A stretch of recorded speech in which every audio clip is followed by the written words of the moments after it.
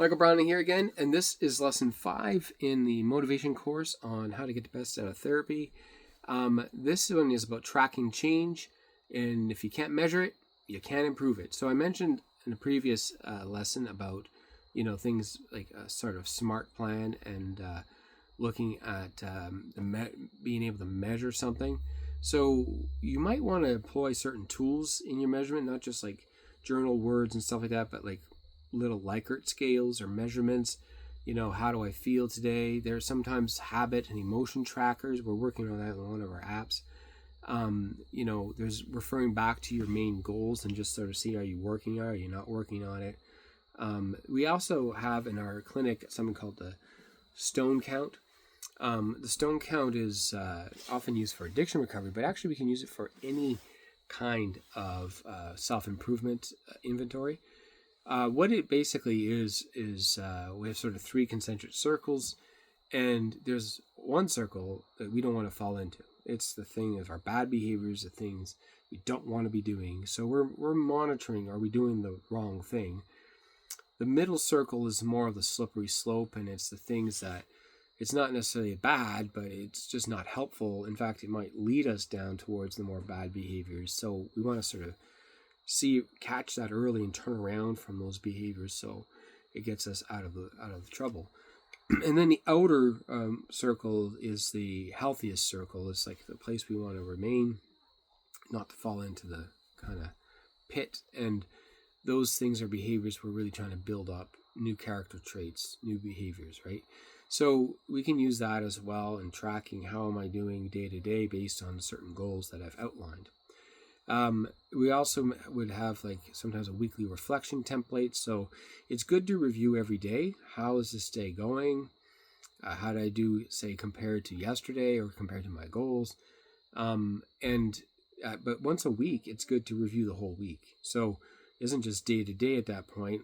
Pick Sunday or some day and just like say, okay, I'm going to look at all my days this week and get a sense of where I've come since then.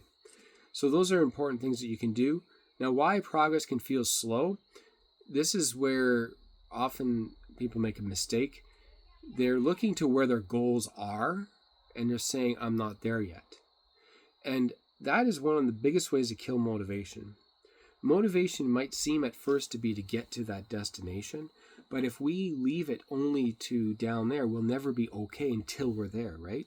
So we're always measuring the lack. We're measuring the space between where we are now and where we want to be. And as long as you're measuring a lack, you're always going to feel a lack. You're always going to feel a sense of failure because you aren't there yet. So one of the things that we really want to look for as we're measuring things is measure it against where you were. So where was I yesterday? Where was I last week, right? So have I done at least one thing in a better direction or in a better way since the last time I measured? And if you're showing that, you're actually measuring progress. So the key to this stage is don't measure how far you are from your goal. Measure how far you've come since your last efforts. And as long as you're measuring progress, you will feel more success.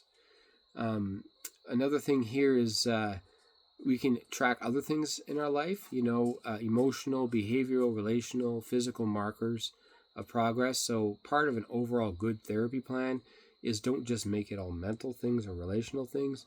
It involves making the body fitter, involves diet, involves time into relationships and other things. So you want a holistic view of how you're improving and add those to your chart, add those to the things you're tracking. Did I call anybody today? Was I social at all, right? So there's many, many things you can put into that measuring of goals, and it could be helpful to actually track them as you go. Again, the SMART thing is specific, measurable, achievable, relevant, and time-based. I had realistic in there before, but similar. And we want to be able to get you to have that sense that this is achievable and I'm keeping track of it. I'm very specific about what I'm working on. It's relevant to my goals, and I could get it done within a certain amount of time, like several months or a year or whatever it is, right?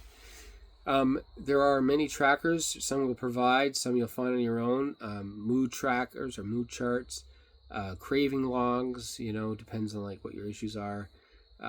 if you're doing relationship check-ins or things like that. So your homework is start a simple daily 3-minute tracker. You can design it yourself. You can use stuff that we've given you, build off of it, whatever. But that's your homework. Pick some things that you want to start tracking. Make sure you have them and give it a type of measurement scale. And go over this with your therapist, obviously, and you'll be able to refine it more as you go along. Okay? So do your homework. See you at the next lesson.